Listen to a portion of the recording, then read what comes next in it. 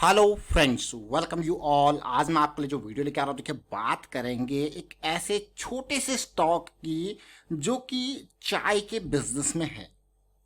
Tata coffee का stock हम दिसंबर से लेके ट्रैक कर रहे थे और बढ़िया मूवमेंट जिसने हमको फरवरी की सीरीज में दिया और इतना ज़बरदस्त रिटर्न, मैं कहूँगा मोर देन 50% का रिटर्न टाटा कॉफ़ी के शेयर ने दिया 2-3 महीनों के अंदर।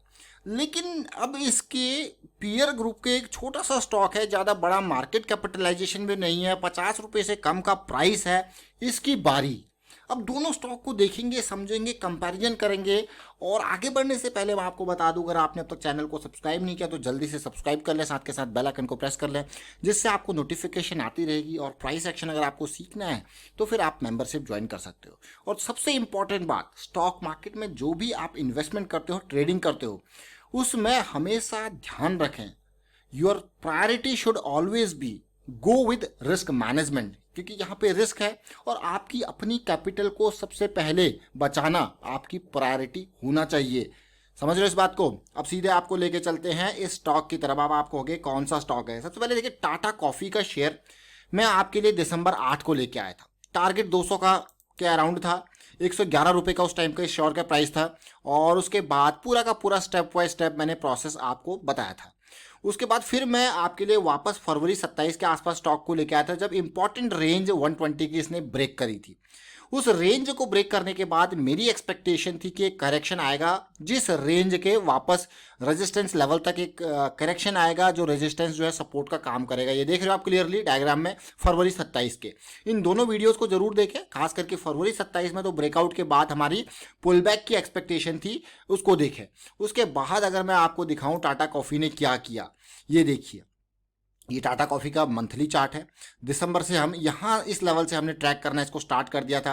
एक्सपेक्टेशन थी ये एरिया ब्रेक हो और क्या आए हमारे पास, पुल बैक आए। तो ये एरिया ब्रेक भी हुआ और पुल बैक भी आया। और उसके बाद जो टारगेट था, बिल्कुल टारगेट के अराउंड मैं कहूँगा, टारगेट जो हमने लिया था 200 के अराउंड का, वो क्यों लिया था? वो टारगेट प्रीवियस हाई को देख के लिया था, यानी कि ये 180 190 के अराउंड के हिसाब से हमने ये टारगेट लिया था। और हमारा स्टॉक उस रेंज में ऑलरेडी एंटर कर चुका है, प्राइस कर चुका है। प्राइस जो है रेंज में 190 के अराउंड पहुंच चुका है। तो मतलब आपका प्रीवियस हाई के अराउंड पहुंच चुका है। तो एटलीस्ट आप इस स्विंग का प्रॉफिट जो आपने 110 120 की रेंज से इसको उठाया है, तो इसको बुक करना बहुत ही बढ़िया बात। अगर मैं प्रॉफिटेबिलिटी की बात करूं तो कितना टाटा कॉफ़ी के शेयर ने आपको तब से लेकर अब तक प्रॉफिट दे दिया। मगर 120 का भी एक्सपेक्टेशन लेके चलो, अगर आपने पुल बैक में भी खरीदा है, 110 112 के आसपास भी खरीदा है, तब भी देखिए 188 के आसपास 66% तक का रिटर्न। क्या कम होता है? आप कहोगे नहीं जी, बिल्कुल कम नहीं होता।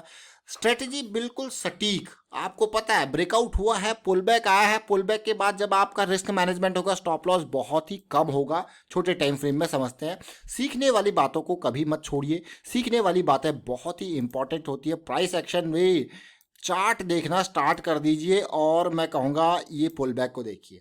अब जब पुल बैक आया, आप देखिए यहाँ पे तेजी, फिर ये क्या बना आपका, आप इसको कहोगे हमारा क्या बन गया, double bottom kind of scenario. तो इससे नीचे आपका बनेगा स्टॉप लॉस और ये हाई पार करने वाला 130 के आसपास आपकी पुल बैक के बाद की एंट्री मैं कहूँगा। आप कहोगे यार ये तो बहुत ही बढ़िया रन दिया इसने, दिया कि नहीं दिया? देखिए, लेकिन हमेशा ध्यान रखें इस कैंडल के बाद, इसीलिए मैं आपके लिए ये स्टॉक लेके आया था। इस कैंडल के बनने के बाद आप क्लियरली, यही एक्सपेक्टेशन हमारी भी थी, ये कैंडल बन चुकी है। अब एक्सपेक्टेशन ये है कि वापस ये 120 125 इस रेंज में आएगा, जो कि पुराने हाइज है, और उसके हिसाब से ये स्टॉक नीचे आने की कोशिश करेगा। बिल्कुल वैसा ही इसने किया जैसी उम्मीद थी। तो जैसे जब आप प्रोसेस के थ्रू चलते हो, पूरी प्रोसेस के थ्रू जब आप चलते हो, तो इस तरीके की सिचुएशन आपको पता होती है। और 2018 से जब ये गिरा, देखिए लोअर हाई लोअर लो बनते हुए, उसके बाद पिछले हाई को, अब इंपॉर्टेंट पार्ट, इसको हमने क्यों ट्रैक किया भाई, इसने अपने पिछले हाई को पार किया हुआ और उसके बाद ये पुल बैक आया था कि नहीं आया था, इसलिए हमने दिसंबर से इसको ट्रैक करना स्टार्ट कर दिया। फिर इसने हमको क्या दिया, अगर आप देखोगे तसल्ली से, हायर हाई हायर लो का सीरीज बना के दिया। फिर इस ब्रेकआउट के बाद का ये पुल बैक है। जैसे कि इस ब्रेकआउट के बाद का पुल बैक, वैसे ही यही सिचुएशन यहाँ पे पुल बैक। और देखिए क्या रैली दी है, धमाकेदार रैली दी कि नहीं दी? हम तो इस एरिया में एक्सपेक्टेशन कर रहे थे, इसने इसको और ऊपर तक यहाँ पे धकेला। चलिए, ये तो अच्छी बात है। लेकिन अब इस चार्ट को आप तसल्ली से देखिए और समझिए। और जो स्टॉक मैं आपके लिए लेके आया हूँ वो है ग्लेंडर्स देखिए गिलेंडर्स को अगर आप देखोगे तो 100 करोड़ का मात्र मार्केट कैपिटलाइजेशन है, चार्ट पे मैं आपको लेके चलता हूँ। वही टाटा कॉफी वाला स्ट्रक्चर देखिए 2017 एंड से लेके 2018 पूरा गिरता रहा, नीचे आया। लेकिन आप अगर देखो टाटा कॉफ़ी, ये पहली करेक्शन थी, टाटा कॉफ़ी में भी आप देख सकते हो ये दूसरी करेक्शन है। लेकिन टाटा कॉफ़ी इसके बाद जो बड़ा रन है वो ऑलरेडी धमाके से दे चुका है, लेकिन ये स्टॉक ने अभी बड़ा रन नहीं दिया है, इसीलिए ये स्टॉक हमारी रडार में आया है।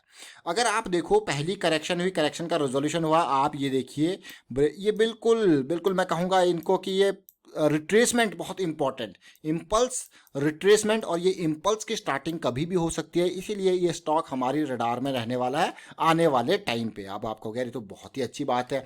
टाटा कॉफ़ी कहाँ पहुँच चुका है? अपने प्रीवियस हाइज के आसपास, जो 2018 17-18 की रेंज में थे।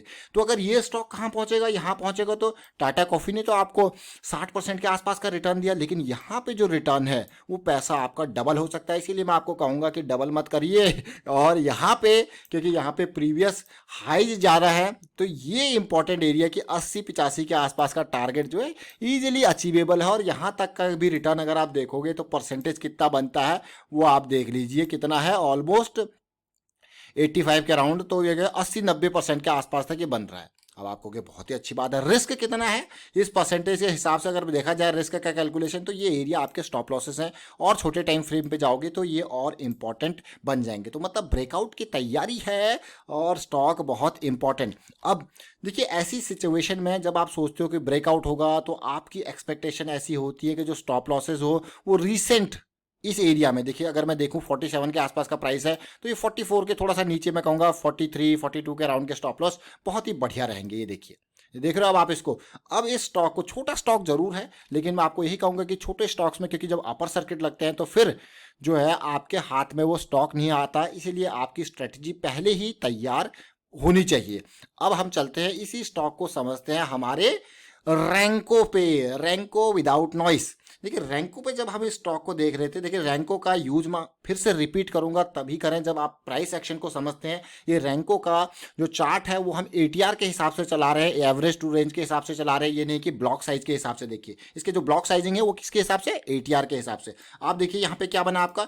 Double bottom. यहाँ पे क्या बना था? Double bottom. रैंको को जनरली जो प्रेफरेंस हमारा होता है हमेशा करेक्शन के रिजोल्यूशन पे, ब्रेकआउट के आसपास, क्योंकि ये नॉइस को रिमूव कर देता है क्लियरली और आपको प्योर प्राइस एक्शन का स्ट्रक्चर आपको दिखाता है। जैसे कि ये देखिए high point, high lower high, lower high, lower लो, लोअर लो, लोअर हाई, लोअर लो, और कहाँ तक गिरा? बिल्कुल डबल बॉटम।